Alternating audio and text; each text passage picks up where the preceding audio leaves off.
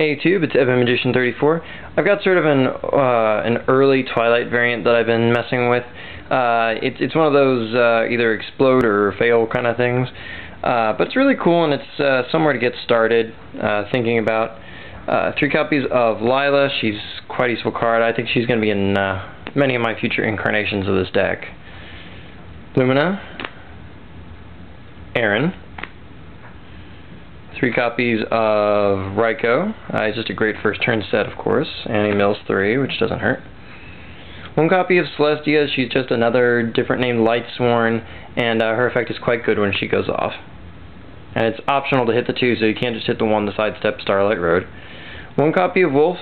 We do mill quite a bit, so it's nice to have the 1 copy of him. But if you top deck him, it's not the worst thing in the world. We do have ways to pitch him. Just kind of stacking up enough that we can reliably summon this guy. I know Judge is at 3, but I'm only running 2 Judgment Dragon mainly because this guy can stack up in your hand to be really junky. He's horrible early game. So, in a Twilight variant I'm just running 2. I didn't like it when I ran 3.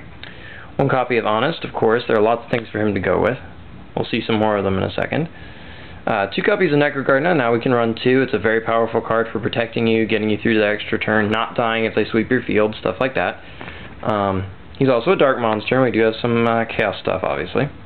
1 copy of Glow Up Bulb, an excellent mill and a very good tuner all the way around. We're also running Plague Spreader Zombie. I mean, yeah, he helps with Wolf, I suppose, but mainly it's just to have another tuner that you can bring back out of your grave. 1 copy of Sangyang, because he's awesome. And gets almost everything.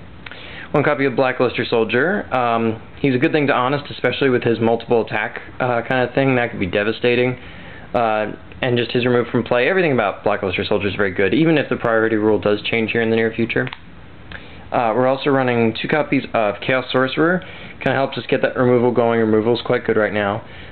We also run Tragwady in this deck, so since level 6 is quite a common level to see, especially among synchros, you can pitch him to Tragwady to steal cool stuff. And for this build, I decided to run him over Battle Fader just because Fader doesn't end up in the grave as much. So, anyway. 1 copy of Dark Armed Dragon. Should be easy to get a fairly controlled 3 darks in the grave. 1 copy of Gorz, the Emissary of Darkness. He's another good solid dark monster, and if you don't have the right hand, it's easy to just sit with this guy in your hand with 6 cards or so and be safe. We're also taking advantage of Tragwadia for similar reasons. He can also be good for sinking, but we don't have that many tuners. So, anyway. Monster Reborn. So many reasons why that's good. Couldn't possibly have enough time to describe them all. Dark Hole. Same story for that one. Book of Moon is just a very good control card. Helps hold your opponent down. Gives you some variety in what you can set in your back row so your opponent can't predict you all that well. One more good argument for it. Charge of the Light Brigade helps you get a good mill early because you like to get a lot in your grave. You usually win if you get a good early mill. And it also replaces itself, which is nice, the Lightsworn monster, so you can search up your Lumina, basically. 3 copies of Solar Recharge. This is one of the things I like most about Lightsworns is they still have their Draw 2 card, and it also mills, which is just so very good. It helps you power through your deck very quickly and efficiently.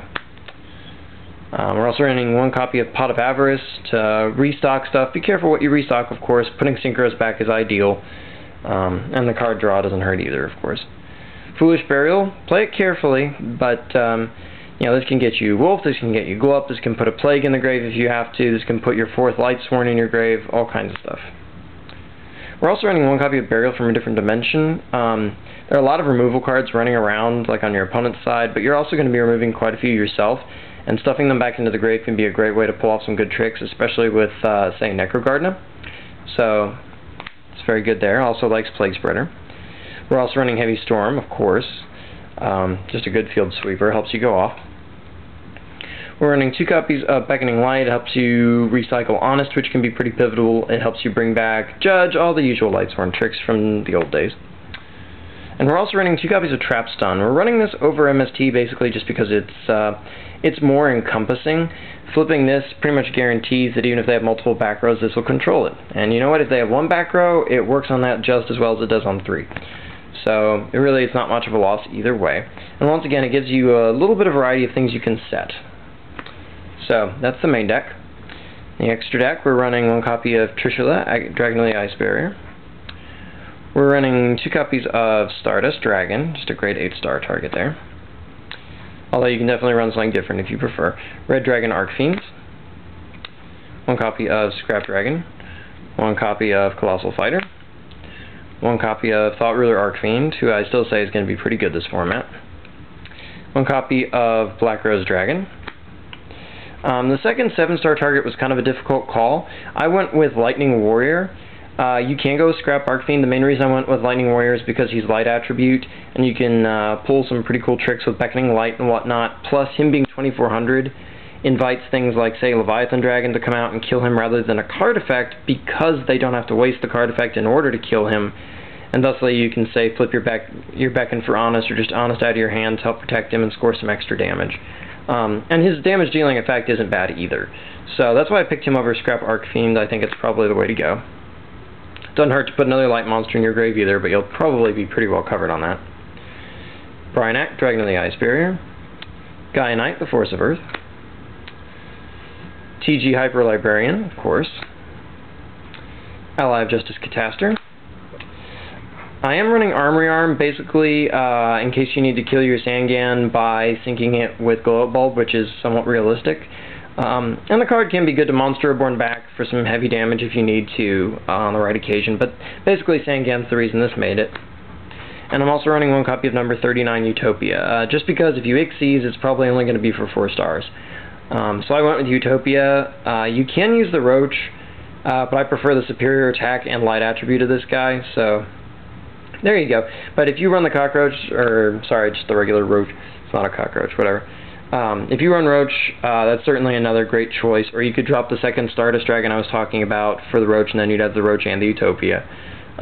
You won't necessarily go for rank 4 very often, but when you do, you know, you can go either way.